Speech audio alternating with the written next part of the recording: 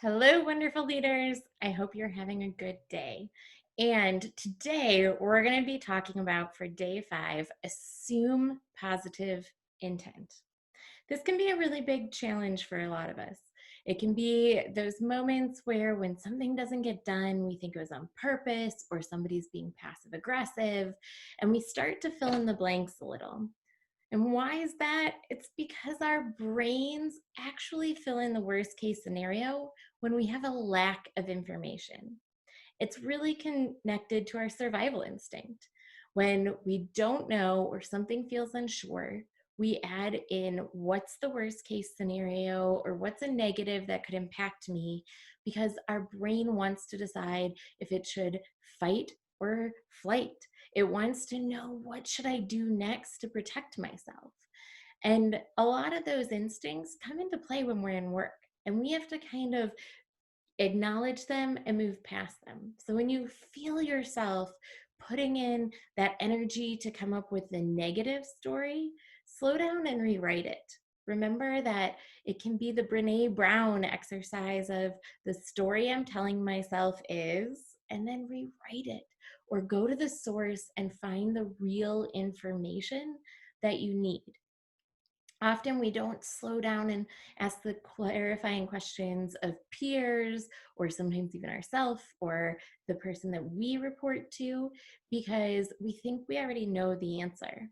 Especially if you might be a really empathetic leader who's used to reading body language and things like that, it's easy to feel like you know the answer already. But instead, check yourself this week and think about, where can you get more of that information? Where can you get those questions answered that make clear what the intent was? And then what your homework is, or your exercise today, is when has a to consider, when has assuming a negative intent actually caused you more stress or pain, or taken something away from you, like your resource of time. A lot of times when we spend that time worrying or getting distracted, and really they had very positive intent and they were maybe just on the wrong track, we're the ones who've lost a lot of our resources. And we could have solved that by just going into the situation and assuming positive intent and asking clarifying questions so that we could confirm positive intent. Next is, think about, how could you have benefited in that situation from assuming positive intent. Then I want you to rewrite one of your negative assumptions, maybe about a way you interact with a client, or a client interacts with you, or the way a peer might have meant something recently, and write it as, what if you assumed the positive?